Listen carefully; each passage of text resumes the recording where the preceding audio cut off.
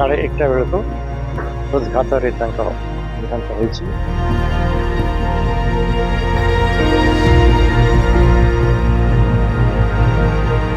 ଖାସ୍ କରି ଗବେଷକମାନଙ୍କ ପାଇଁ ଏହା ଏକ ଅପୂରଣୀୟ କ୍ଷତି।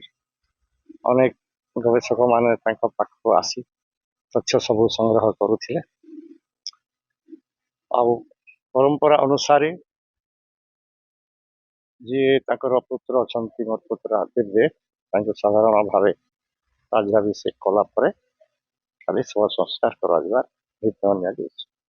ଅତି ଦୁଃଖର ସହିତ କହିବାକୁ ପଡୁଛି ଯେ ଆମର ଖଡ଼ିଆଲର ରାଜା ଡକ୍ଟର ଜିତାମିତ ସିଂ ଦେଓଙ୍କର 80 ବର୍ଷ ବୟସରେ ଆଜି ପ୍ରାୟ ଗୋଟାଏ ସମୟରେ ତାଙ୍କର ଦେହାନ୍ତ ହେଇଯାଇଛି। ସେ ଏହି ଅଞ୍ଚଳର ନୁହେଁ, ସାରା ଓଡ଼ିଶାର ଏବଂ ଭାରତର ଜଣେ ପ୍ରସିଦ୍ଧ ପ୍ରତ୍ନତତ୍ତ୍ୱବିତ୍, ଐତିହାସିକ ଏବଂ ଗବେଷକ ଥିଲେ।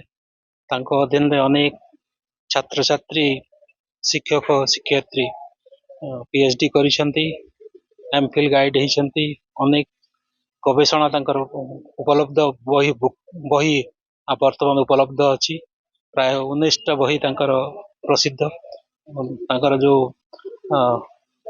କଲଚରାଲ ପ୍ରୋଫାଇଲ ଅଫ୍ ସାଉଥ କୌଶଳ, ସେଟା ଅନେକ ୟୁନିଭର୍ସିଟିରେ ଭାରତରେ, ଭାରତ ବାହାରେ ମଧ୍ୟ ତା ରେଫରେନ୍ସ ବୁକ୍ ଆକାରରେ ଗଣନା କରାହଉଛି ଏବଂ ଅନେକ ଗବେଷକ ତାଙ୍କ ପାଖକୁ ଆସୁଛନ୍ତି ଏବଂ ସେ ଶେଷ ପର୍ଯ୍ୟନ୍ତ ତାଙ୍କ ଜୀବନକୁ ଉତ୍ସର୍ଗ କରିଦେଇଥିଲେ ଇତିହାସ ରଚନା ପାଇଁ, ଇତିହାସର ଗବେଷଣା ପାଇଁ, ପ୍ରତ୍ନତତ୍ତ୍ୱ ଗବେଷଣା ପାଇଁ ଏବଂ ନୂତନ ପିଢ଼ିକୁ ନୂତନ ରାସ୍ତା ଦେଖାଇବା ପାଇଁ।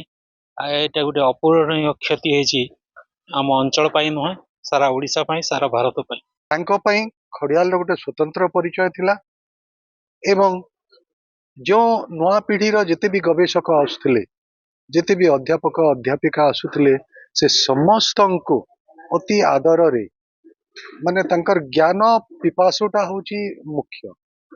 ଯେତେ ବି ଜ୍ଞାନ ପିପାସୁ ଲୋକଙ୍କୁ ସେ ବହୁତ ସମ୍ମାନ କରୁଥିଲେ। କୌଣସି ସମସ୍ତେ ତାଙ୍କ ପାଇଁ ସମାନ ଥିଲେ।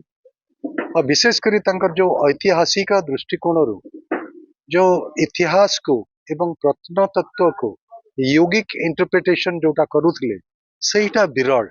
ସେ ଭଳିଆ ଗବେଷକ ବୋଧେ ଭାରତରେ ବିରଳ ଏବଂ ମିଳିବ ନାହିଁ। ତ ତାଙ୍କ ବର୍ତ୍ତମାନ ଗୋଟେ ବିରାଟ ଶୂନ୍ୟତା ଛାଇ ଯାଇଛି ଏବଂ ଏଇଟା ଆସନ୍ତା ଦିନରେ ଯଦି ଈଶ୍ୱରଙ୍କ ଇଚ୍ଛା ହୁଏ ତାହେଲେ ସେଇଟା ପରିପୂରଣ ହେବା ବୋଲି ବିଶ୍ୱାସ କରାଯାଏ। କିନ୍ତୁ ବର୍ତ୍ତମାନ ସେଭଳିଆ ବ୍ୟକ୍ତିତ୍ୱ ଦେଖିବାକୁ ନାହାନ୍ତି କି ସେଭଳିଆ କାର୍ଯ୍ୟ କିଏ କରିପାରୁନାହାନ୍ତି।